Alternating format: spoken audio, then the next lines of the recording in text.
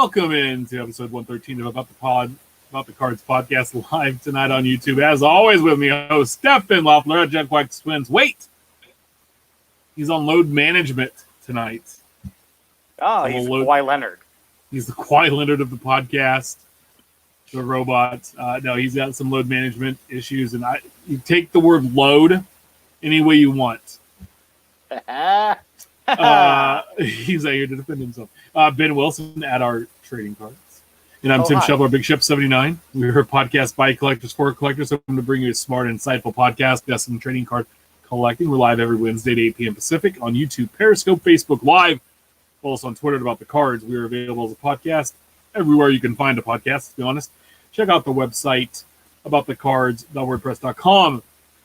Before we get into it tonight, Ben, breaking news if you have not heard.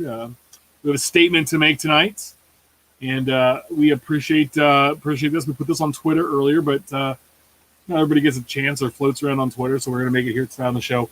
We, About the Cards podcast, have decided to leave the hobby hotline. It's been a fun adventure over the past few months, but we need to step away at this time. You might see us pop up as callers if you need guest hosts in the future. We're working to bring you more content from ATC, About the Cards, in the future as well. So we thank you for your support, and please continue to support the other hosts that are on the hobby hotline and their shows as well. We love all those guys.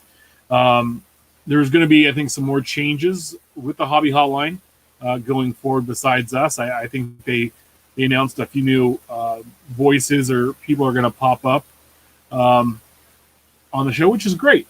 It just, there's times to move on and so that's what we're going to do. So best wishes. We were, very excited to be involved in that for the, I think 29, or I think you're going to be on this week as this final salute, Ben, on Saturday, which I think is episode 30. And we had the Monday Night Heat and we were part of that as well. So we appreciate that and continue to support it. Yeah, absolutely. We wish, we consider all those guys hobby brothers, and, we've been a part of their respective podcasts, sometimes more than once, and we wish each and every one of them the best. And now we get to call in on the other side and give them a hard time, which is going to be just as fun. So, yep. That'll be nice. How's your week been? How's your week of collecting been? Awesome, man. Topps Fire came out this week. Still waiting for some. No, you're waiting because no one's opening that trash. It's true. They do look good. I'm a fan of what they look like. So why aren't they an insert then? In flagship, that's what they should be. That's what that thing should be, is a flagship insert. Or you do a Chronicles type blend between like Archives and Fire and have it be kind of a marriage of. No, what's funny about Archives though is the minis are fantastic. The 1955 minis in person, and they did the full body variations, which I think are kind of but there's 8 A's on both checklists, and I bought a couple here, a couple there, and I've already bought 7 of the 16, and it's like before you know it, you're sliding down that rabbit hole. But this is how you fix Topps Fire. Okay. You fix Topps Fire by putting it as an insert in Series 1, 2, and Update. You give each team one player per release. So it gives you 30 cards, 90 cards. So each team gets 3.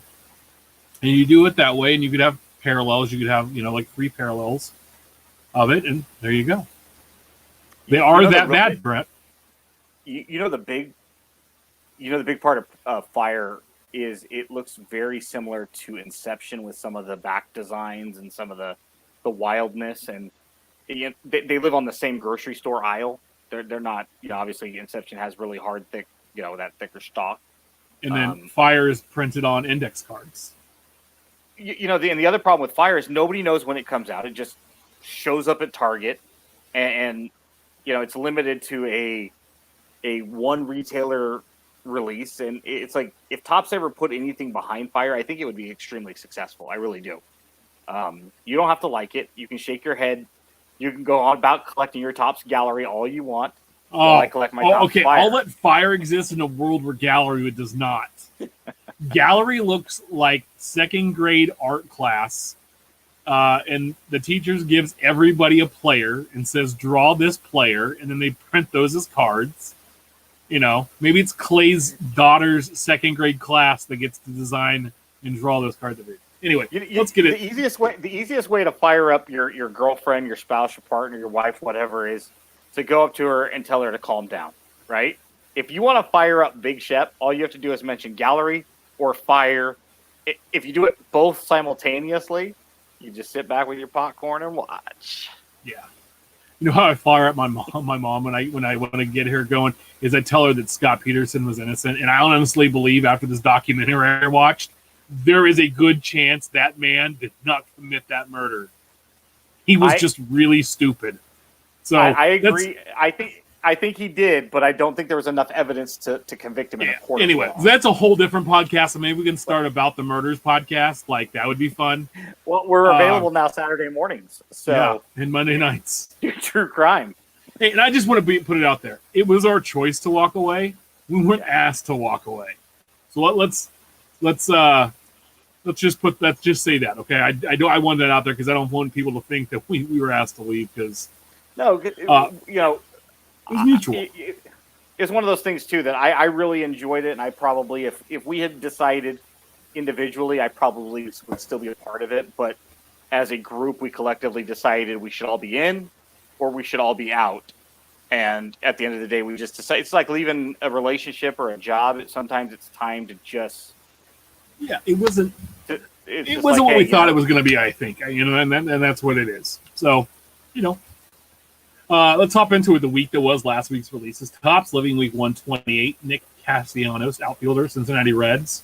I didn't see any updated sales numbers on this, so make sure that you follow out Topps Living staff for that. And then also card 340, Aaron Cavell, rookie pitcher of the Indians as well. So check out Topps Living staff for full breakdown of where these cards fall respectively in the set by team and by position. We also have 2020 Topps Archives, 1920 Upper Deck Ultimate Collection Hockey, and 2020 Panini Certified Football. All dropped last week. This week's releases, hot off the presses, Topps Living Week 129. We have card 341, Greg Maddux, Hall of Fame pitcher, Atlanta Braves, the right team. Card 342, Matt Theus, rookie third baseman, Los Angeles Angels. And we're not going to try to do, without Steph, we're not going to try to show photos tonight. I am sorry. All this stuff's available online. And check out Topps Living Stat retweeted this early this morning, so check that out. But I like the Hall of Fame and rookie mix. It's nice. The Maddux picture could have been better because it looks like it was the first day he was ever an Atlanta Brave. Like spring training was at 93 or 92. They went and they took a picture of him. And then that's what his his Topps Living is this week. And then Matthias, I don't know how much he's going to get to play with David Fletcher and Anthony Rendon, and they have Simmons in that outfield, that infield, and so we will see. But it'll be another 1,800 count week. I don't think Greg Maddux does maybe more than 2,500. Yeah, maybe that's kind of what we're seeing. Because he's also a pitcher, so but you're right. The picture could have been different, and he really doesn't have a second team. I mean, you could argue the Cubs, but he is an example of why Topps needs to break their own rules and allow players like Greg Maddux to be eligible. I want to see him as a Dodger. Yeah, or as a Padre. I want to see him as a manager. I don't know why that man has never managed. That guy is brilliant. That's so much money. He doesn't need the hassle. Dude. So what? I heard he was like one of the, when I say dirty, like inappropriate teammates you could have. And he does not, he looks like that uncle that would be super quiet, like church going. And Greg Maddux was completely the opposite. It was like very inappropriate. So I love that, the professor. Topps, we have 2020 Topps 5-star baseball drop today. 220 a box, 1 pack per box, 2 cards per pack. Both are autographed, all on card, unless they're cut signatures. 5-star autographs have a deep checklist of players. There's penmanship autographs, Pentamerous penmanship autographs, and those use a shadow box style design. New this year are the dual Pentamerous penmanship autographs, numbered to 5 or less, and then it has 2 on-card autos from 2 different players, not the same guy. And then there's also cut signatures, and those are all one-of-ones, and those are baseball legends and some celebrities. 5-star autograph jumbo patch cards numbered to 25 or less. There's 4 different levels of one-of-ones of those autograph patch cards. Jersey brand patch, the laundry tag, the MLB silhouette batter logo, which is basically Harmon Killebrew, and the team patch. We're going to talk a little bit about this because I don't have any names of who's on this, because as I last looked this morning, now it's been a busy day, but I did not see a checklist yet. I'm pulling it up right now to see if there was even a checklist released yet. And there has been. Here we go.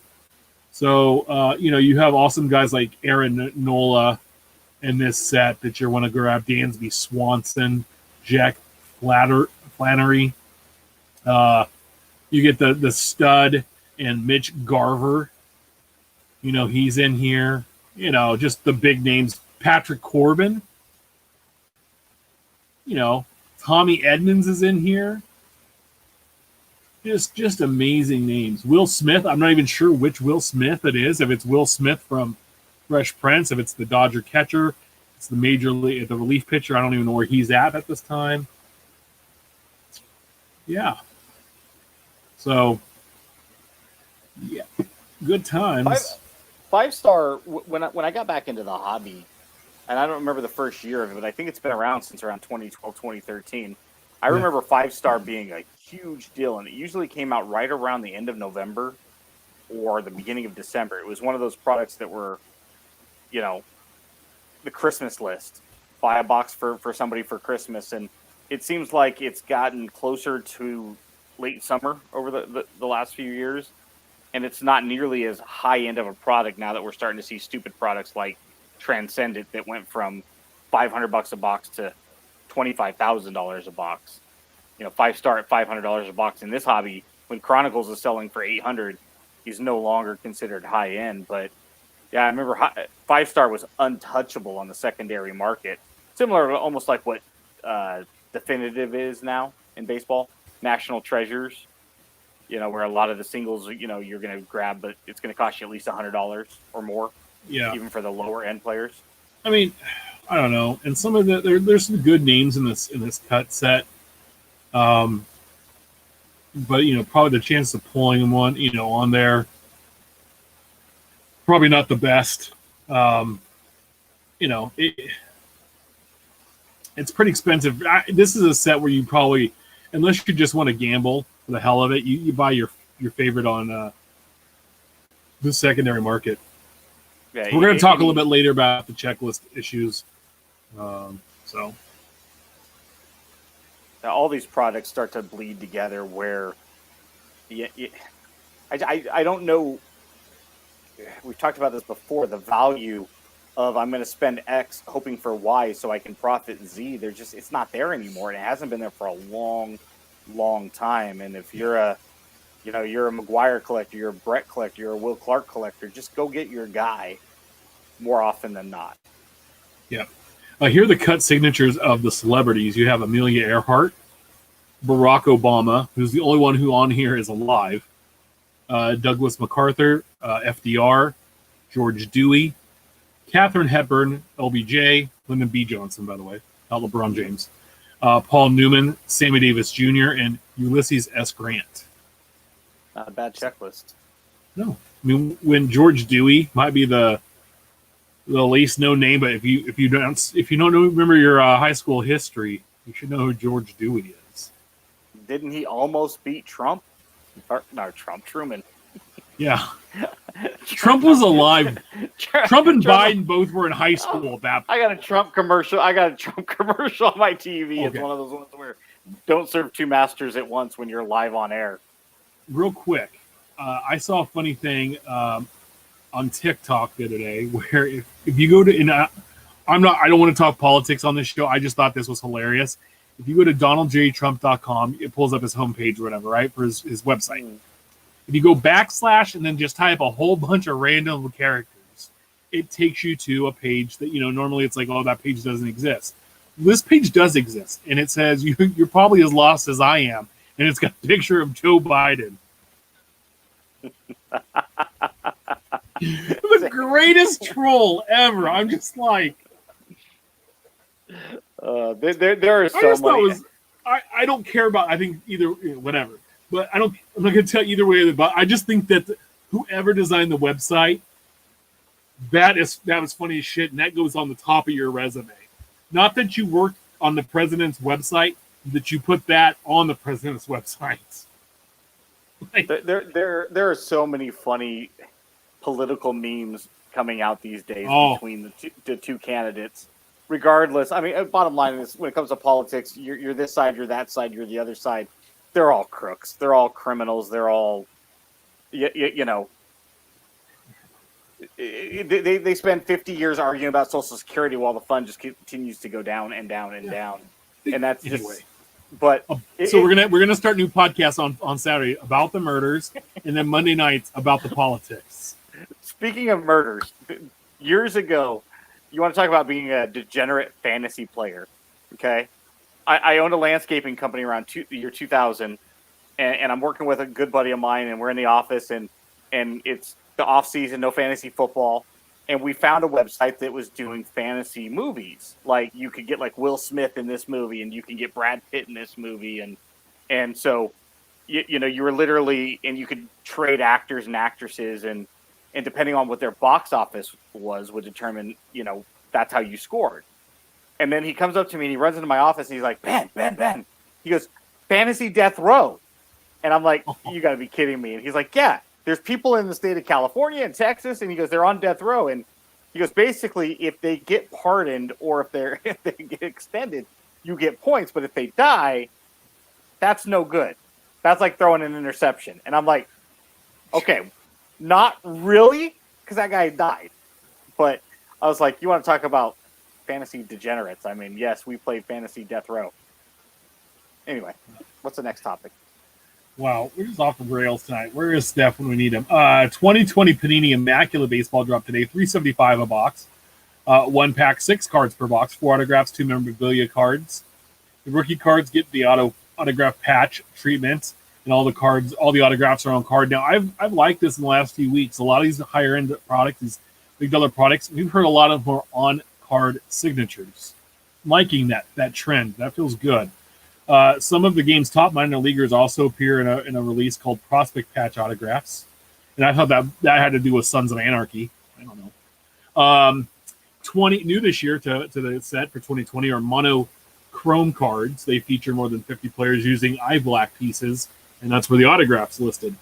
There's also different relics like batting gloves, fielding gloves, nameplates, socks, and sweatshirts that are going to be used as mem, which is pretty cool. So again, this is similar to like a 5-star, where it's a mid to high end product now. Where back in the day, this was one of the higher end, releases. Immaculate was like up there, but now it's just kind of like also rant. Like it feels, I feel like some of these now have really lost their luster. I think they've really messed up Topps Finest. I think Finest Flashbacks has shown them like how that product actually should probably be now.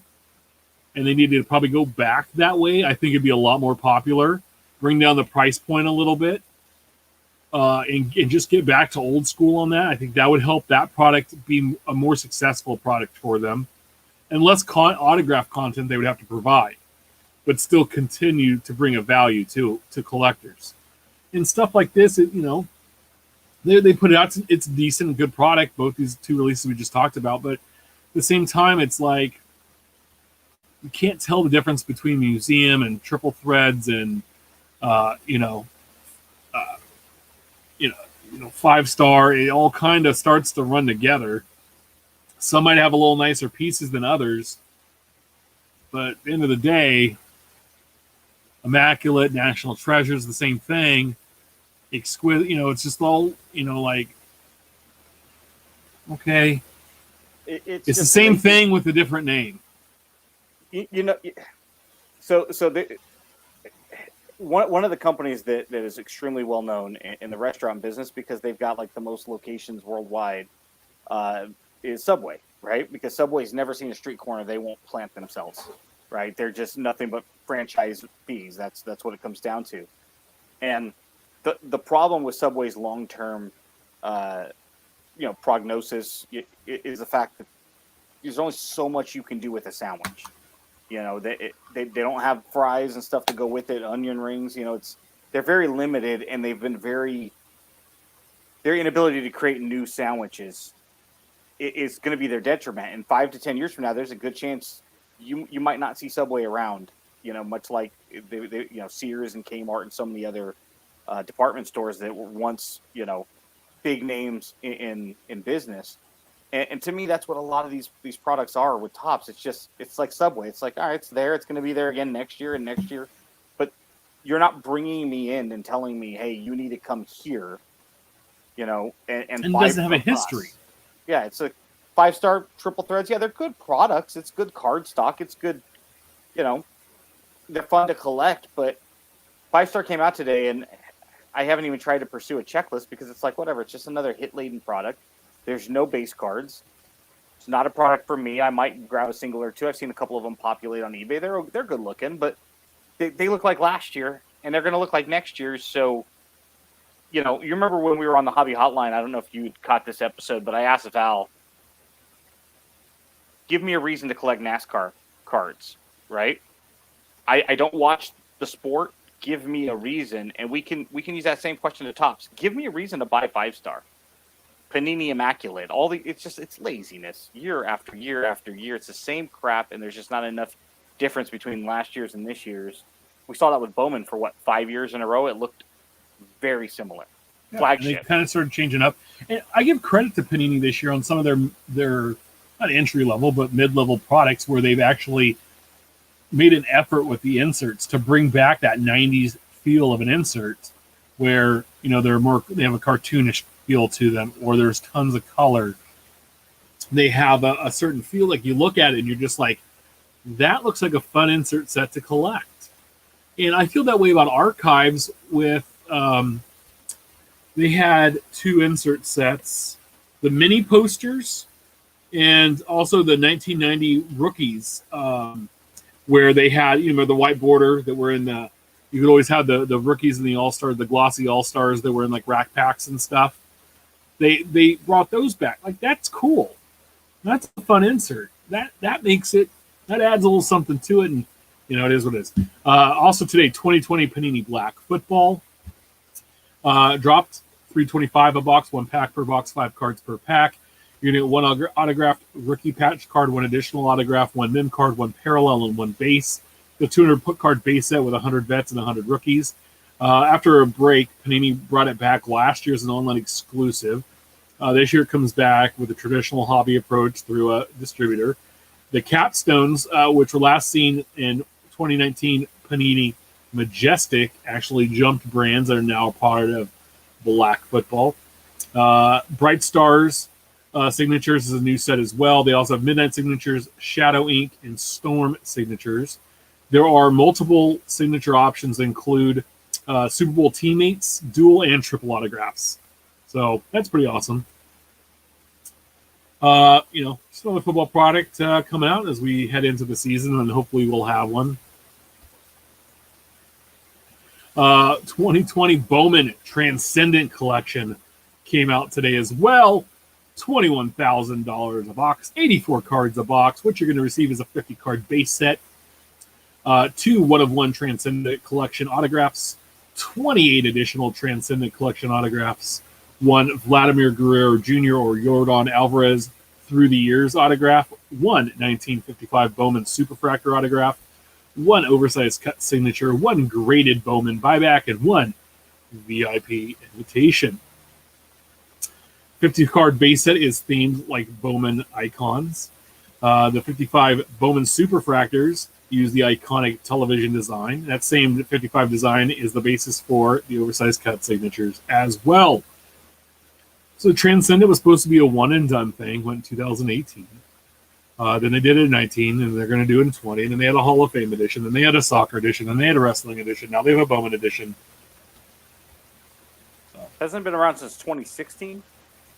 I think it was 17 or 18. Yeah, I don't think it's been around since before 18. But yeah, it's like you got It was 17. You got Transcendent Wrestling. You got Transcendent Tennis, and it's just like, how many Transcendents do you need at $20,000 a pop?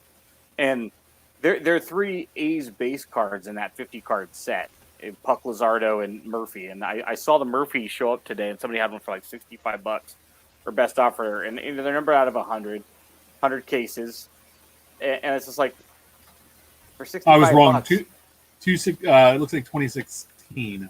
Yeah, I thought 16 was the first year, but it's like $65 for that base card numbered out of 100. Cool. I'll go buy something else, buy lots of something else's before I buy that card at that price. I mean, to me, again, I'm not a big Bowman fan, so maybe I'm biased, but how much of this high-end stuff do we need? It just seems like you're trying to create a printing press. And, as long as people are buying it, they're going to keep making it. So I get it from Topps' revenue standpoint. Their bottom line is just fine. Breaking news just in. As of a couple hours ago, Ben Baller tweeted out.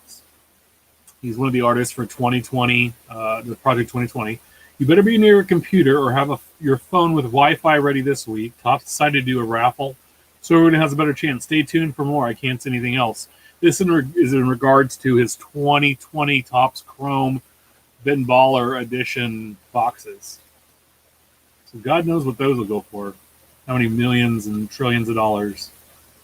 So if you can get one, get one. Just another transcend. Just taking a show pony down the road some more.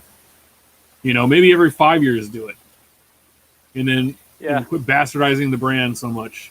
So that's what it comes down to. Is it's like, all right, we threw the first good one out idea. there for $27,000, and it sold out. Of course, it's going to sell out because it's numbered out of 84 or it's numbered out of 63 one year or whatever, right? There's a finite amount of cases that don't even total $1 million.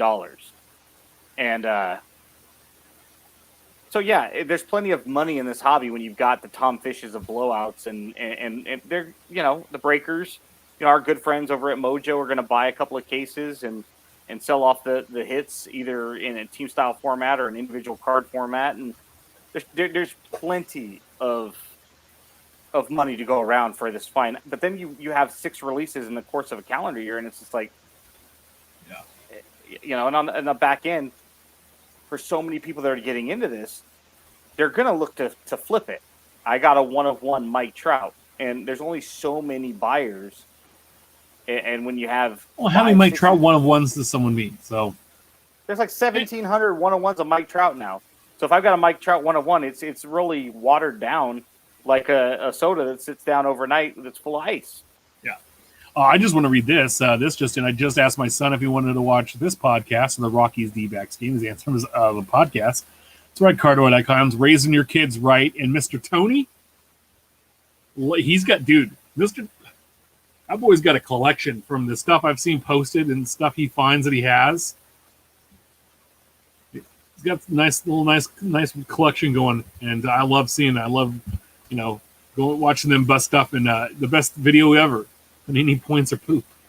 That's the best card, the trading card video that might have ever hit the air, made the internet. I think that's awesome. And by the way, you gotta watch the Rockies maybe a little bit with my boy Hampson if G Hamp's playing. So we're gonna hop into infield chat of the Hobby Talk section part of the show. Actually, I'm sorry. What's brewing next week's releases? Topps 2020 Topps Gold Label. 2020 Panini Donruss Football, 2020 Topps Stadium Club, which is way late. I mean, normally we see that in June, July. Yeah. 2020 Panini Immaculate College Football, which I told you last week would get pushed a week, and it did. So that's that infield chatter Hobby Talk section. Big Fish. Beckett Media's Ryan Cracknell put up a story this week. It was kind of everywhere, but The T206 Wagner reign is over. The 2019 Bowman Chrome Draft Mike Trout Superfractor autograph sold Sunday night for a whopping $3.84 million, the most ever for a baseball trading card through Golden Auctions. That not only beats the previous world record for the 1909-11 T206 Honus Wagner, it smashes it. In 2016, a copy of the Wagner dubbed the Jumbo Wagner sold for $3.12 million. The most infamous copy of the card, the Gretzky Wagner, was purchased by Arizona Diamondbacks owner Ken Kendrick for $2.82 million in 2007. When bidding closed, the final hammer price was $3.2 million, but with the buyer's premium factored in, the final price jumped to $3.94. In May, a red refractor version of the card went for $922,000 through Golden Auction sale. That version obviously has 5 copies. And in 2018, Dave Osana, known as Vegas Dave, purchased the card only for $400,000, and then sold it for $3.94 million. He was quoted back then, right after he purchased the card, I'd rather hold it and have it accomplish the accomplishment of breaking the record for the highest paid card. He did that. Vegas Dave and his what was his Ferrari or Lamborghini he was in, and all of his purses came through and made a tidy like $3 million off a baseball card. Who said it smashed the Wagner sale price? Who was that? Cracknell. Okay, I love Ryan, but that's wrong. It didn't smash it because $3.9 million is not that much more than $3.1 million. $3.1 million in 2007 is actually $3.85 million adjusted for inflation by today's standards. So technically, it's the same sale price, more or less, give or take a hamburger here or there. Yeah. But don't besmirch Ryan Cracknell on this podcast. I love Ryan. No, he said something the other day to me. He's like, I want to disagree with you, so here's me getting him back, playa. But come on, man. $3.9 million in today's market when you consider all of the stupid money that's being tossed around. Oh. $3.1 million in 2007. Think about where the hobby was in 2007, where most of the people here today weren't collecting. That was part of that whole dark era of the, like 1996 through 2009, where productions were down and there weren't as much, coming out, and the checklists were a lot smaller. And 3.1 in 2007 is a hell of a lot more impressive than 3.9 in 2020 when you factor in that, Panini Chronicles goes from $100 at retail to $900 on the secondary. Is 3.9 for a Mike Trout Superfractor really that much? Well, over 400,000 of not that 3.9 or 4 million shit. Not a bad deal. And Vegas Dave, take him or leave. I think he's a weirdo and whatever. Goofball, but he loves Derek Carr, which is the weirdest thing. He's got this giant Derek Carr collection. Like, okay. Anyway, so I just thought that's just a crazy price. But it also brings other eyes. My uncle Matt, I love him. Every once in a while he checks out the podcast. But he even sent me a text and said, "Hey, did you buy this card?" As a joke. He's like, but it brings eyes to people that don't collect cards that aren't, really into sports. It's like a news story. So this is a story about the hobby. And I'm going to give credit here to at 1 Million Cubs, our buddy Bo, because he tweeted out the statement here, but I know a lot of people did. But I'm going to source Bo for this. The official statement from PSA. Recently, we have determined a few accounts were in violation of PSA's policies. These accounts have been closed, and all open orders are being returned to the account holder. For protection and privacy of all parties, we cannot go into details on specifics of the violations. In the coming weeks, PSA will be exploring the dynamics of group submissions. It will provide more details to collecting community as our plan unfolds. So we talked about this last week where Blowout got just kiboshed and said, we're no longer, they weren't taking Blowout's large submissions. And so I thought that was funny. And then this to come out. And, we've been told that, PSA has banned certain collectors from sending in cards. And so they can use a group submission to send in cards and sneak them in, right? Where they've had altered or trim cards or, whatever. But it's one of those things where Oh, Ben Aguirre. I like it. I think, but see, first of all, the whole grading thing to me is a farce because it. I've seen cards that are graded that 9s and 10s that shouldn't have been, and I've seen cards that aren't graded 9s and 10 that probably should have been.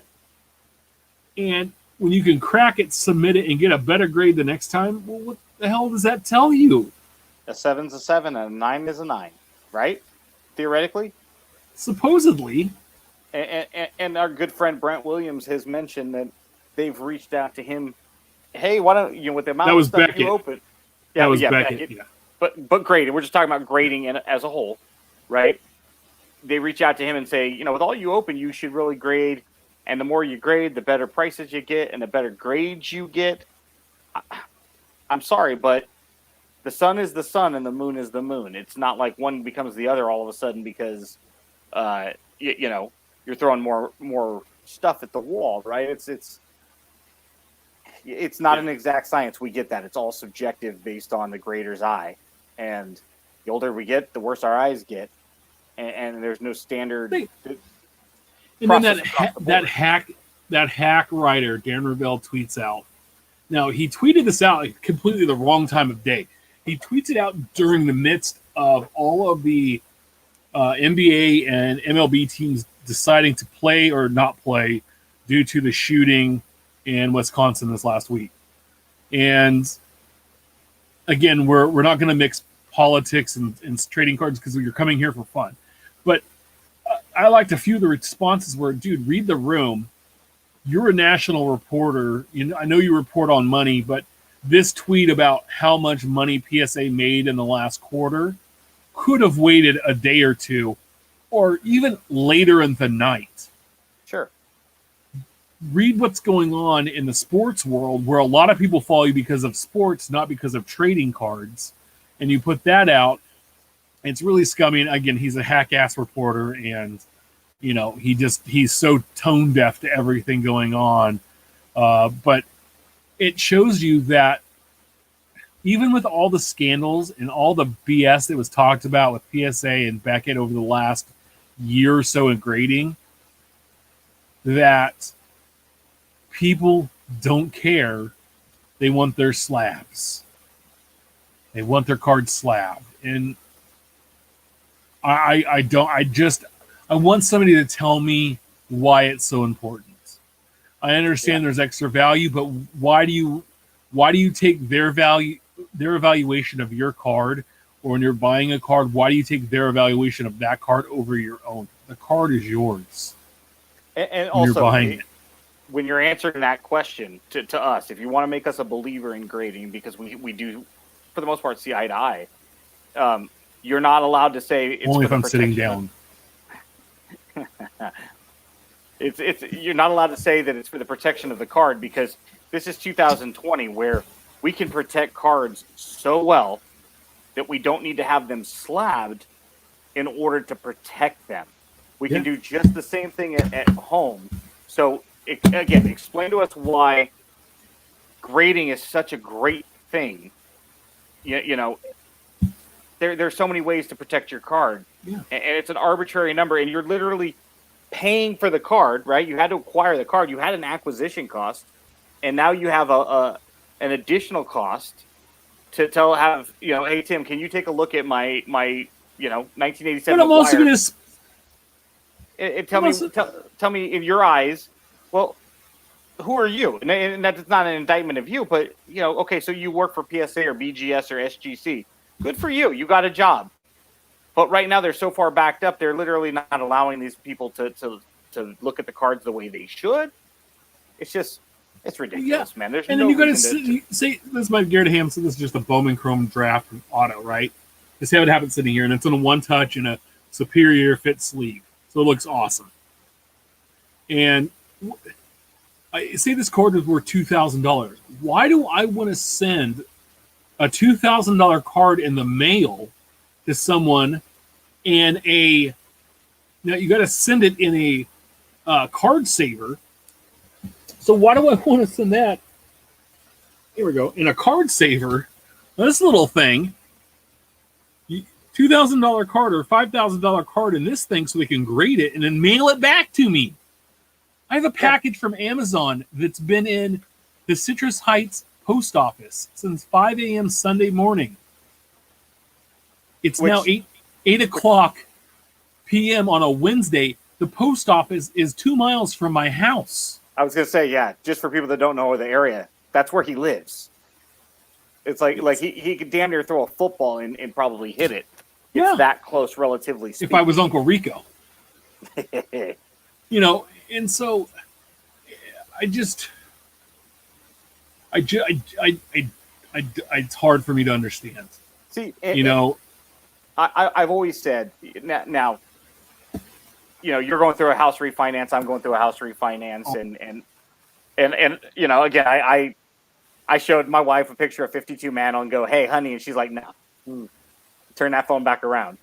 And it's like, how did I refinance my house twice and never got a 52 Mantle out of the deal? But I always told myself with all of the fraud around that specific card and websites dedicated to how people, fraudulently create that card, if I was ever to buy one, it would have to be graded only for the authenticity.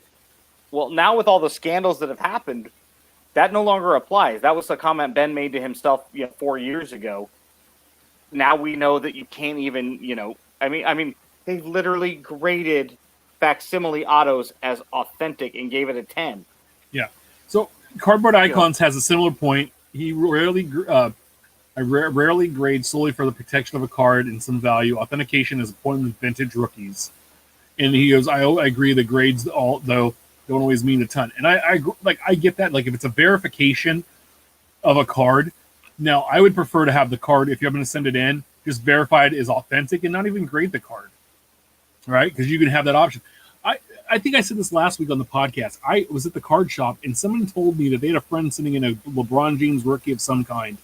And it was going to cost them like $2,000 to grade the rookie card based on the scale and the perceived value of said card. So you're literally paying for your card again, or a portion of your card again. Yeah. Why not just put it in a one touch with a superior sleeve around it if you're not intending to sell it, and then, spend that $2,000 on anything else. Anything else. Buy a bunch of penny sleeves for all I care, right? Yeah. By the way, this podcast is brought to you by Rocket Mortgage. Now, real quick though, back to Ravel being a hack. I mean, do we really expect anything else from the guy that tweeted out a picture of his hotel room bill where it was like $100,000, and he's like, he holds it up and he's like, they charged me $400 for this, and over here was the $100,000 for 2 nights. It's like, okay, we get it. You can afford a very expensive hotel room, and you're bitching about them charging you $400 for, watching, Tom Hanks and Joe versus the Volcano on your cable box last night. It's like Tom Hanks visits Jeffrey Epstein's island. Like Ravel, you're such a knuckle. As a numbers guy, I would love to have 5 minutes alone with him just to talk numbers. He just seems like an absolute putz. I used to really like his stuff, and then Twitter came about, and then you used to like his stuff when he was like literally the only source of this information. Oh yeah, but he would show up on ESPN. And you're like, oh, that's a cool takeaway. This is a cool little segment. And then you realize kind of how big the world was. Yeah, Polar Bear set at Topps tweets out. Topps X Pete Alonso. Pete Alonso's very own set drops. I think it was on Monday, including on-card autos from the man himself at Topps.com, or player-created sets. I am not a fan of. I mean, they've had Tatis did one, Harper's done one, Alonso. Just more online sets. Wait your turn, and Garrett Hampson will get one. They'll get to him. Yeah. He's on the list. He might be way down the list, but wait till next summer. They'll have caught up to him. Look at that. This is, what? It's number 65. I was really hoping for 5, but, or 25, because that was his rookie year number. You know what you need to do? You need to get that slabbed. I don't know what you paid for it, but you should send that off and get it authenticated. Yeah, I paid $21 for it. how many of these online demand sets can they make of these players? And you know, Again, the only way for us to speak is with our pocketbooks, and the next checklist comes out, and I'd be a hypocrite if I said otherwise. Do I love Topps Fire as much as I give you a hard time about? Yeah, I love it. It's a great set for a team collector like me, but really the reason I collect it is because it's what came out today, right? So if Gallery comes out next week, I'm buying Gallery. It doesn't really matter if I love it. I have to have it because that's how I choose to collect. And yeah, it's the next high. So confession time. I need to come clean about something big. I picked 25 or 6 sets from Topps to collect for the Royals and the Giants. One of them is Topps Fire. Hallelujah. No, it's because, you know why? It's because somebody gifted me a set of each for like 2 years. Like the first 2 years, like people sent me the sets for the Royals and or the Giants. Now, and it was like, well, I couldn't like it was like, oh, I always like completely appreciate any Royals and Giants cards I get. Trust me, even if they're Fire or Gallery, trust me, I appreciate them. But I was like, I already had a really good start on them, so it's like I might as well continue. But I just want you to know I do have it. So this is we're talking a little bit checklist releases. So this comes as a question really from Andrew, who we had on the show a couple weeks back. At Bayside Breakers, I'd be interested to hear your thoughts on checklist releases. It used to be pre-COVID, the Topps would release the checklist like a week before, and Panini maybe get it out the day before. But now, for some reason, it seems like it's flipped. I agree, Andrew. We hammered Panini on this show for putting out checklists like days later. And then we hammered Topps when they said, hey, we're going to send out these checklists the day of and not before. And then they reversed course like 10 hours later because we all started blowing up about it, you and Mike Summer especially.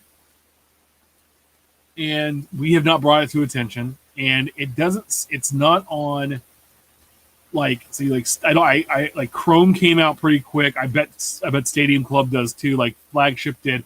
But it's all of the autographed or hit-based products, like today's 5-star. I put that together, looked at that around 11 o'clock this morning, and there was no checklist. And so that's West Coast. So you're talking that's, 2 p.m. East Coast time. They're going home by then. Yeah. So, and if LCSs are only open until 6 or 7, and it's first day, and if you're an LCS, let's be honest, you're buying it, and you've got to move it. You've got to move this product quick. The day you take it off the truck and put it on your shelf, you have a 7 to 10 day window to maximize your sale. And on certain things, Bowman and whatnot, okay, yeah, you're going to end up with rebuys, and you're going to sell through 2, 3, 4 times over because the market just wants that stuff. But there are certain products, and we can make a list of them by sport that probably don't move as quick. And as we mentioned earlier in the show, Museum and Tribute and 5-star, they all start to kind of bleed together, where you almost have to look at the card again and say, which one is this? Because they're not different enough anymore from one another.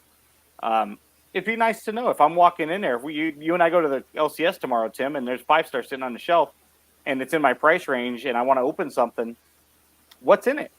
What am I looking at? Okay, there's all these one-of-one cut autos, and the odds of me pulling one out of one box is astronomical, but it's still a possibility. Maybe not a good probability, but I'd like to know. I don't know what it is, so if it's up there for $500 a box, now I'm good. I have no clue what's in there. I'm going to go ahead and assume there's Trout autos, and there's all the rookies from this year, and there's probably Robert, but I don't know that. I'm just assuming. And I don't care if you're spending $5, let alone 500. I'm not doing it unless I know or have access to what's in there. Maybe you don't care. Not you, Tim, but no, there are people listener. I've seen that just open it because they like the gamble, they like the high, and that's cool. And that I love to watch. Those are my favorite to to watch when I'm at the LCS is watch somebody else drop their coin and then just get hammered. I root for them to do well. No, I yeah. root for them to do well, but at the same time, I just like to see sometimes some of these guys just get smashed and be like, bro. Dude, there was an old Joe Rogan stand-up piece where he was talking about watching like whatever that Penguin movie was, where I think it was like narrated by Bob Saget or something, or the flight of the penguins, and like the penguins are getting eaten, and he's over at his friend's house, and he's like, "Yeah, penguin, get eaten," and his friend's like, "Hey, I got small children here, and that's going to upset them that this penguin got eaten." And he's like, "Listen, dude, I'm watching this too. You can't tell me who to root for." He goes, "I'm rooting for the seal." I root for Scar every time I watch Lion King. Yeah, you can't tell me how to watch my Disney. If I want to root for Ursula, cool. But Scar is the hero of Lion King. He was murdered by that evil Simba. Who abandoned his family for 15 years or something. He didn't even. He went and ate bugs out of a tree because he didn't want to be a part of his own family where he had a girlfriend. And dude, Scar was the hero. And that's why he's my profile pic on my Disney Plus and Thrust.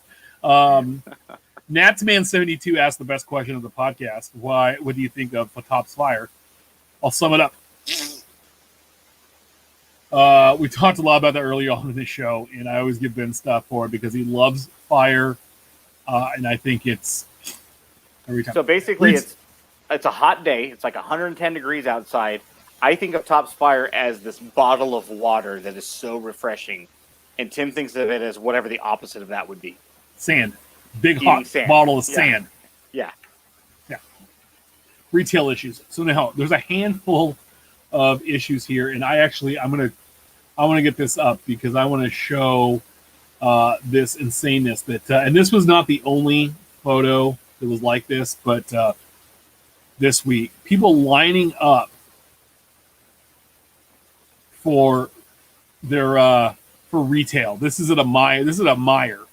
Let's see, there's 1, 2, 3, 4, 5, 6, 7, 8, 9, 10 guys lined up.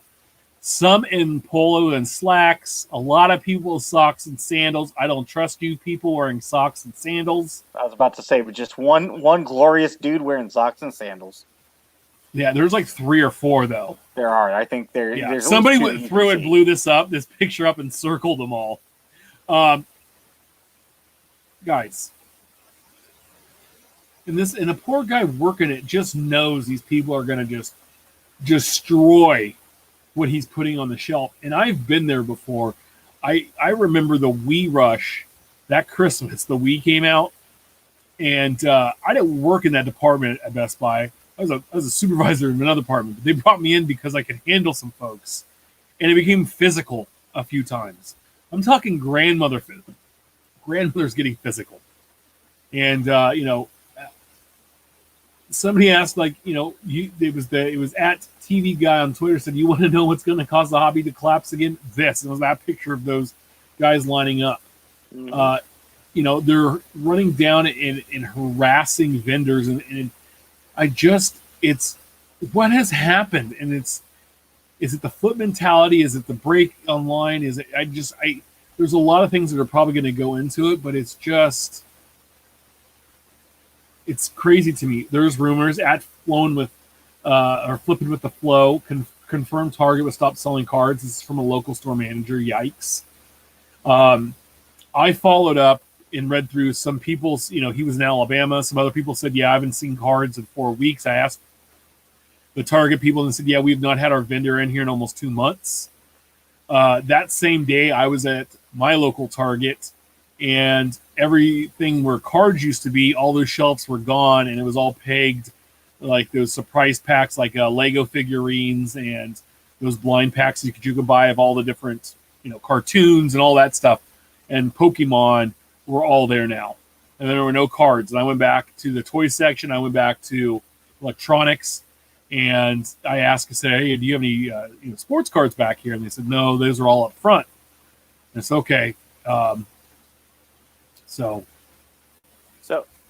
this time next year, you can make a very good argument that there are not going to be any more retail cards at these retailers. I mean, I know this has become the Topps Fire show because we've mentioned it multiple times, but there's a good chance that Topps Fire will not exist at this time next year as a Target-only release.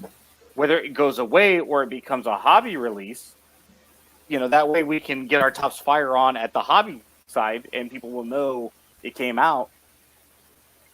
Who knows what the future of it is? But when you have these vendors being attacked or feel threatened, and there was a young lady that apparently is a vendor at multiple stores, and she said that the guys were following her not only into the store but back out to her car and to her next stop. I mean, that's ridiculous. I mean, we are grown adults. Shame on us. If you've done that, shame on you. Not if you've bought retail. There's nothing wrong with buying retail. I miss being able to buy retail blaster every so often. Yeah, if you're in there following, I mean, are you doing the same thing to the Budweiser guy and the Bimbo Bakery guy when he's putting the bread on? Are you getting your loaf of bread and your box of bagels? Are you doing that to that person? No. So why would you do that to this person? Let them do their job. If you get some, you get some. But like in that picture you showed, that dude in the crew cut at the very end of the line, he's not getting anything. He's not even going to get to sniff the box. No, because somebody's going to take the box. No. There were so many vendor issues at Colonel's Cards tweeted out, local Walmart baseball card vendor put this up. She said she was tired of being stalked and harassed by grown men over cards. This is what we were talking about. Yeah. She even ropes off merchandise. They go over the rope fighting over cards. And she put up a note that said new release sports cards at service desk. I heard, we talked about Bo's doing those virtual diaries. And his, I think it was number 9. He was talking about that, they were limiting to one of each version of like Chronicles or Chrome when he was there. I don't know. And then there was this floating around. By the way, Big Game James came on. So many awesome comments about James being on the podcast last week. Yeah, he did a great job. Then he tweets out, if I was ever going to start a podcast, I would just steal what they're doing. You know what, James? Come back and just hang out with us whenever you want. He said this was floating around some Facebook groups. There was this dude, and he lost his job. And so what he was doing is in January, he was going around for a friend and buying up anything basketball related. And the guy was paying him for the product plus a couple bucks per blaster. So then he found out his buddy was selling him for like 2 or 3 times what the original price was. So he started doing that. Well, he has a crew now that's like 3 states big that are going around to all their local Walmarts and Targets and buying up all of the blasters. Also, too, there is a local ring of Walmart, and this is in Mississippi and Arkansas. There is a local ring of Walmart employees led by someone who's a little higher up with access to multiple stores, so probably a district person or district merchandiser, who are working together to pull all the product out of the stock rooms after hours. Almost everything I bought from this guy in the morning came from Mississippi and Arkansas. So there are people that are just now spending all day driving up and down their state, grabbing all the boxes to resell online. I can't wait till the day they buy up like all the Topps Fire and then realize that Topps Fire sells for less as a blaster. Literally, the only person that wants one is Ben, and once he gets his team set, it's like peace. Yeah, but think about that, right? It's a big game of musical chairs, and there's a lot of money to be had on every chair. But at some point, somebody's going to max out their credit card at $5,000. Started 2020 and 24% interest, and they're going to post on Facebook, and they're going to be like, "Come on, let's come get it while it's hot." There's plenty to go around, and then they're going to look up, and there's no buyers, and you're going to get stuck with it all. And then they open it all, and then they're going to get a couple $100 worth of product because it's not meant to be bought at this. I mean, you're supposed to buy a $20 pack or blaster and get your 7 packs and maybe a couple of exclusives or a relic or something in there, depending on what the release is, and there's $10, $12 worth of value in it. That's what it is. And people are gobbling this stuff at 4 or 5 times. The math doesn't work. It just doesn't. Yeah. But long. And it, remember Project 2020 exploded at one point? I'm still buying my George Brett's. I got my old man Allen today, which is not too bad. I haven't seen a lot of this Brett photo floating around before, so that's cool to see it on the card. It's not a typical Brett. It doesn't look anything like the 1975. Oh, no. I mean, Old Man Allen is absolutely the worst. The only thing I think that's similar is the autograph, the facsimile autograph, and the fact that it is George Brett. Yeah. But at least his Willie Mays that came out this week was okay. It was a good photo, although it didn't look like the 52. It was a good-looking card, but that was the first one I've seen of his that looked decent. Hey, update on my Topps Living issue. And by the way, we broke the streak. This week we did not see any issues with Topps Living or Topps Project 2020.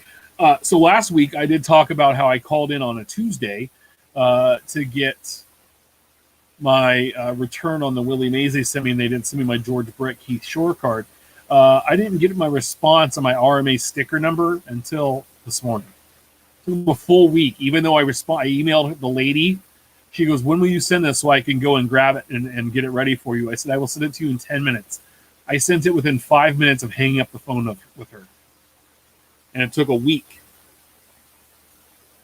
So, yeah, at least they're going to try to fix it. But I picked up the Shore anyway for $10 at the LCS. Yeah. Let's check this out. Unpopular opinion at JR Niemeyer. Maybe an unpopular opinion, but I think hobby boxes are a complete waste of money. You can just get as good, or sometimes even better hits out of retail. I can buy one Chrome Hobby for $275 and maybe get one Robert. I can open 13 blasters and maybe get multiple Roberts and multiple autos.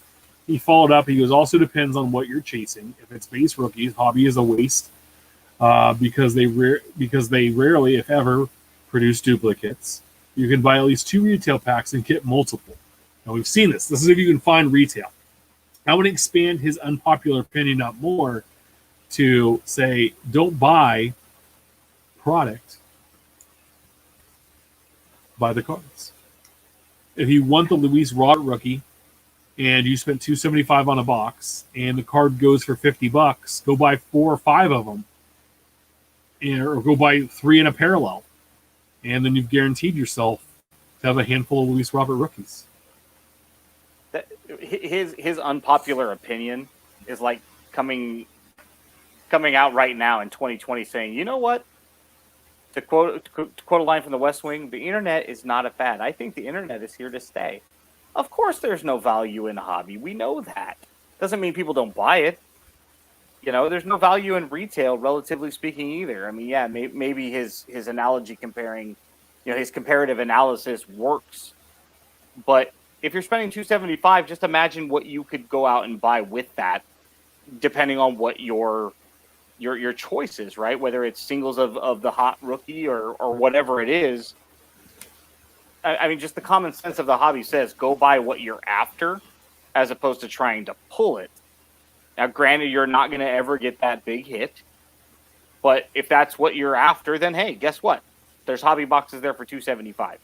You're welcome to have at it, and more power to you, because I need, personally, I need you to open it so I can get what I need out of it, as do plenty of other people, But I don't think it's an unpopular opinion. I think people know that.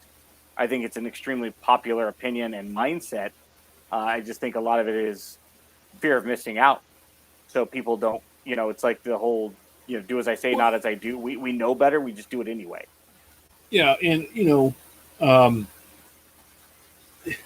there's a few products where, and it's probably not going to happen this year, but the last couple years, the only way I opened any Prism basketball was because I was able to find a retail. There's no way I was affording a hobby box. Well, I kind of had to hunt down and go to a few stores when Prism released that one day. And luckily I was off work. I had the time to do so. And I was lucky enough to run into some. I don't think I'm going to be able to continue to collect that basketball set going forward next year, just based on what's happened this year. So even when the stuff was coming off the shelf, it was going for maybe 2 or 3x what it was at the shelf. I think it was maybe 2x. Next year, I have a feeling it's going to start at 5 or 10x based on all the crazy shit that's happened this year. I don't understand what people's thought process is, and I think the longtime collectors understand. We can wait all of you guys out. Yeah, we're like patients on a monument. We've seen this get real big, and a lot of people hop in, and I think it's awesome because I think it's going to drive some creativity and some other things for manufacturers. But when they jump off, when these other people fall away and find out or go broke, we're going to be the ones. I've said this for a long time. We're just going to be able to sweep up the goodness of it. So I see Uncle Rich hopped in, and he's at the office still. It's midnight back or 11 o'clock back there. Uncle Rich, getting Uber, bud. It's late. I've outlined this on Twitter, and I know you and I have talked about this. 2017 was kind of the renaissance of this new wave, which happens to be 30 years after 1987. And then so 2018 is 88, so on and so forth. So right now we're looking at 1990, which is really the height of the bell curve in the junk wax era. So if history's now 91, yeah. Right. So if so you had 87, 88, 89, 90, 91 is right there at that top, right? For, you had maybe an 18 to 24 month window. So right now we're looking at 2020 and 2021 being 90 and 91, right? If history is repeating itself, and you can make a great argument that this is exactly what's happening. So when people are like, oh, the bubble's going to burst, okay. It's still going to take a couple of years for the market to really correct itself and to weed out the people that are quote unquote investors, all of this quote unquote new money. And so by 93, 94, you were done. So in other words, by 2023, 2024, we're going to see the market back to. Well, it's going to escalate that. 1994, we had a baseball strike or a lockout or whatever they want to. And it's possible because we have that on the horizon next year. There's going to be some kind of baseball work stoppage next year because baseball is the people running baseball are that stupid. And I'm not on the side of the owners or the players, but I lean more towards the players in this aspect. These owners and the commissioner are so dumb. They're willing to ruin the sport again. And I don't think it can come back like it did because Bud Selig looked the other way on steroids when it brought baseball back to life in the late 90s and early 2000s, and then condemned those same guys he built baseball back on once everybody found out. And he turned his back on them after he stood on them for so long. And that's why that SOB should not be in the Hall of Fame, should not have ever been a commissioner. He is truly what he is, a used car salesman and a dirtbag. And he in an all-star game in a tie. That just tells you, and I don't think Rob Manfred's any better. I was really hopeful he would do something better. Now, I don't see anything he's done to help make baseball better when no one knows outside of America who the hell Mike Trout is. Mike Trout should be Michael Jordan. People all over the world should be wearing Mike Trout jerseys and Los Angeles Angels hats. Right now we're in this wave of I don't know that we've ever had a collection of young talent under the age of 30 like we have right now in Major League 86, Baseball. like the guys from 85 through 90, 88 and 89, like that, You could probably make, if we're sitting in, say, 1990, right? And that puts all the guys that came up in 85, 86, 87 right in their mid to 27, 28-year-old range, right? So if we go back 30 years and we look at the talent that the league had under the age of 30 by 1990 versus 2020, very, very linear. I would imagine you can make a good argument. But when we go back to your point about Prism, right? 21, 22, 23 might not be the time for you to get your sets.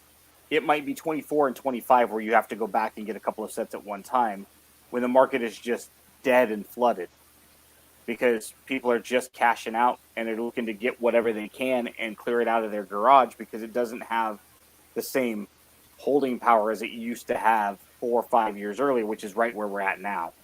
And this isn't going to last forever. It can't last forever because right now people are literally printing money.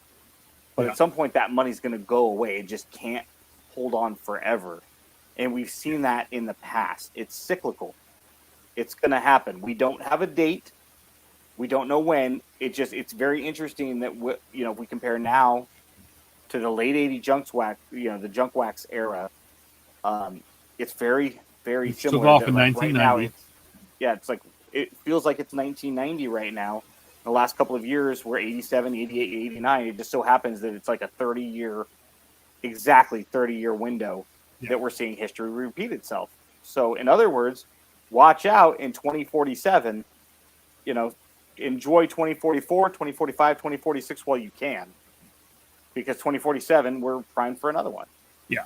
Also, too, real quick, just on baseball, Foul 5 says the Brewers switching leagues was fishy, too. Yeah, he offered up to switch from American to National, and I can tell you why. One reason. The DH. Designated hitters are one of the higher-paid players on a team. Moving to the National League, he did not have to carry that contract on his team anymore. And he's such a cheap SOB, that's why he did it. Also, too, it was weird. His daughter got to own the team while he was commissioner. That just seems weird to me, too.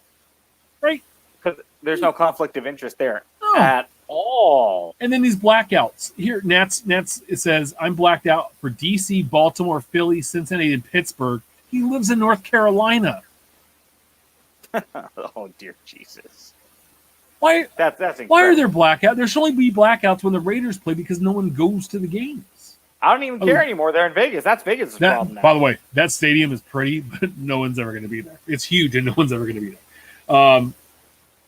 Anyway, we're going to get to this. This was a good question Steph had, and we're going to play with it. He's not here.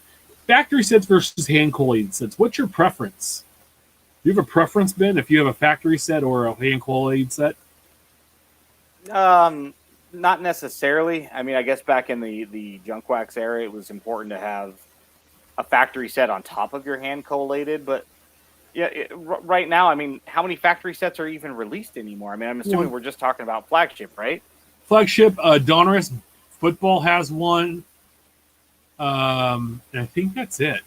But there were factory sets of everything back in the day, and now there's not. So, And I don't like the factory sets now. I buy one for my son to put away, but if you were to buy one versus hand collated, it says complete set on the back, which to me takes a little of the luster of the card away.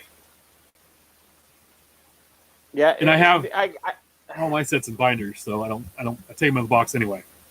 I guess the beauty is you can walk into the store and you can buy Series 1 and Series 2 together, all 700 of them at one time, done, end of discussion, where, the hand collated, it's in a nice box, it's pretty.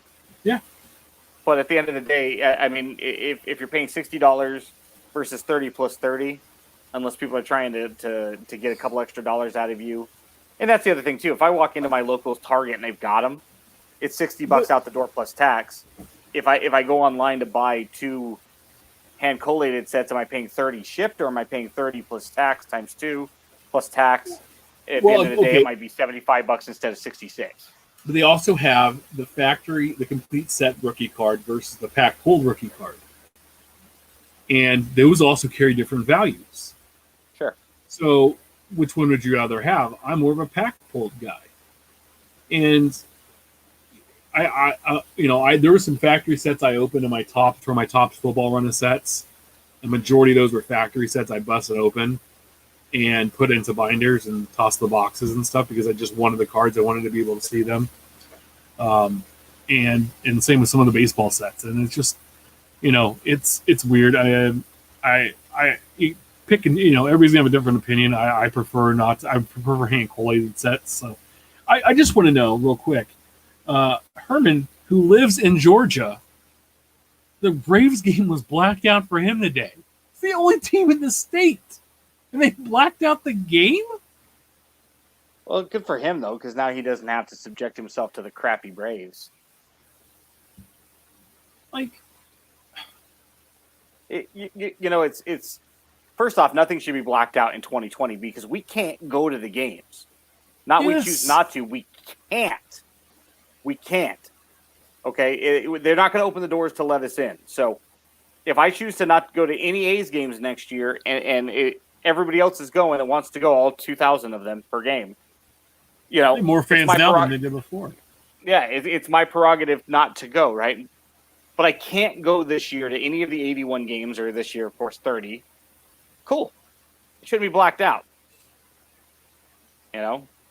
They should have given everybody a Major League Baseball subscription and just said enjoy. But if you want to build your brand, but this is Major League Baseball, and they don't think that way. So far up there. We have 60 games when we could have had 84 or whatever it was, if not for revenue and contracts, because everybody's dumb stuff. That's what happens when you hire a guy who is a lawyer trying to break the union, and maybe Manfred's good in that vacuum, but he's not good enough to be the CEO of a league. Yeah. He's not. That's what it is. Manfred is horrible. By the way, everybody should go and find the next Adam Silver, just clone him a couple of times and let him be the commissioner of all the leagues. Or just let Adam Silver be the czar of all sports leagues.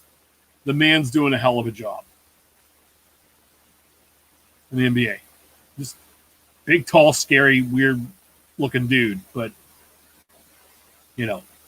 So speaking of new talent, here's some just interesting call-ups this year. The guys that Joey Bart kind of spawned this because he came up. He's been doing pretty well. We also had Joe Adell pop up for the Angels. He was a big-time prospect, not doing so well. Alex Baum came up. He had a home run for the Phillies the other day. Casey Mize debuted last Thursday. Ryan Mountcastle, who had a lot of hype. He's up. He's not done much. Christian Pache for the Braves is up. Luis Roberts done quite well. And Keibert Ruiz just came up for the Dodgers. There's a bunch of other guys that came up. I like that Skubal guy that pitched for the Tigers. He looked like Tom Glavine pitching the other day. I was watching. I got to see some highlights. They did an interview with him, and they were showing him in some situations and pitching and kind of asking him some questions. Just watching his fluid movement, I was like, damn, kid looked awesome. And the fact that Tigers finally just amped up and said, we're going to bring up our best prospects, let's do it and see what they are. I think finally the Giants got smart and brought up Bart. Like, we've seen all these guys pop up. God, what would update look like if all these guys could be in there? But Series 1 next year will be absolute fire. $1 million Series 1 boxes. But out of these guys, take out Luis Robert, okay? Who's kind of been exciting to you? I mean, you have Luzardo, and those guys already debuted. So they're not in this list. These are guys that actually made their debut this physical season. Out of that list, who kind of excites you? Who do you think could be like another collectible guy? Like we look and go, man, Tatis a hell of a player. I'd like to have a couple of his cards in my collection, or so and so. I like Soto, or I like Matt Olson, right? Like whoever it is. Who out of that list kind of get your whistle wet? I'm going to kind of take a cheap exit on this one and say nobody. Just hear me out for a moment. Yeah. I'm reading the Athletic article, a couple that Jim Bowden wrote this week, and he's like, I got one trade for every team that I think they should make this year, right? And Carter Kaboom's name's on there. Gavin Lux's name is on there. Granted, Gavin Lux is going to Cleveland for Francisco Lindor, right, in this proposed trade that Bowden has. But then you had Clint Frazier that was going to multiple teams, as part of, there's just nowhere for him to go with the Yankees. So they're traded back to the Indians. There was one to the Mariners. But it's like there was a lot of this young talent that we've seen, super hyped, good talent that would be at the top of, hey, you want Francisco Lindor? You're going to have to pay. But the thing is, a lot of times it's like these guys just, teams are willing to move off of them once they do debut so quickly. It's like maybe I'm taking the easy way out because I don't collect that way, so I really don't. Well, look at have an Lucas opinion. Giolito. But yeah, Giolito, he's another The guy Nationals that was picked supposed him to be the dude, right? Yeah, they picked him in the first round of 2012. He came up in 16, debuted, and then they dumped him off with a couple other guys to the White Sox for Adam Eaton. Yeah, it's tremendous. There was an article on the Athletic as well about what if the Cubs were sellers in 2017, didn't bring in Quintana, they'd still have Eloy Jimenez, they'd still have Cease. Cease, they would have all of these other guys, but you also would have traded off Schwarber and Bryant and Rizzo potentially, and you would have gotten other great prospects, and the Cubs might look completely different now with a lot of young talent. And it's tough to say. There are a lot of these guys come up and they fizzle out or they get sent back down, and it's so tough. This question to me just is. Yeah, I mean, I'm excited to see Bart play. Like I said, I don't think he'll ever meet the expectations of his current pricing. Joe Adell. Let me ask this real quick. Bart, are you excited because you follow the Giants? Are you excited because you want to compare him to Posey, or are you excited as a trading card fan, or I'm excited as a Giants fan. I'm excited as a Giants fan. How he compares, Yeah. Sorry. No, I'm excited as a Giants fan to now he's like supposedly the building block of the next generation of Giants, right? And I think, too bad that Mike Yastrzemski's like 46 years old, and he's not going to be around. I mean, he's like 30, so he's got a couple years. So he's going to, too bad he's not a younger guy to help build around. But and I think they have some decent pitching coming through. We'll see, but again, I just don't get it. Like, his card prices are way blown out. And so at this point, he'd have to be Mike Trout for him to even make sense at this point. Oh, absolutely. And that could be literally said about any of the guys. Anybody that's been hyped since 2017. Yeah. And so, it's just interesting, though, because I think we forgot about some of these guys like Christian Pache. And, like to be honest, I didn't know Mountcastle had come up. So it tells me, and I looked at his stats, and it's like, he's not done that well. And so trading card people don't care about him, but if you think he's good, maybe now's the time to hop in there because he's debuted and he didn't strike fire instantly. And that's the time when to buy, because once he does, and hey, I think Dustin Mays is pretty awesome. I think he's going to be really good, but I think he debuted last year. We're just talking about guys that popped up that were fresh in their first inning was this year. There's a lot more guys on this list. There was like about 65 or 70 guys that have done that this year. So, and as an A's fan, I'm going to see Joe Adell a lot, right? I get to see, because they play the A's a lot, so I get to see him. Kalenic, once he's up and stays up for a long period of time, I'll get to see him a lot. And yeah, so I mean, I guess the cheap answer would be Adell, just because he's an Angel, and Yeah, and that's the Angels aren't going to add any pitching because of what they have the worst record, second worst record in baseball. I think the Angels are done this year. Just I was just typing in the chat. The reason that the Angels aren't going to trade for anybody is because who do they have in their minor league system? Unless you want to get rid of Adell, they got nothing. Their system is a mess. They're the other guy, dude they got from the Matan or whatever. He kind of the guy that the Braves had to let go because of the shady signings or whatever. So we need to support a hobby brother here at Bice Music, Brian Bice. Big support of our show. Unfortunately, he's an A's fan, but that's why we don't. That's not why we need to help him. Last year we talked about he lost his daughter Carmen, and they started a Carmen's Fund, and he tweeted out, "I've started an At Topps custom card celebrating at Carmen's Fund participation in the Sacramento Walk to end hydrocephalitis, benefiting the Hydro Association. Only 100 copies will be made, and you can purchase one for only $5. 100% of the money raised goes to the walk." He's also doing Twitter sales, and he's looking into listing it on the website of carmensangelfund.org. I'm going to give anyone a card who makes a minimum $5 donation directly to the Sacramento HA Walk page. So if you need help, get in touch with Brian. Hit us up, about the card. You can always find him at Bice Music on Twitter.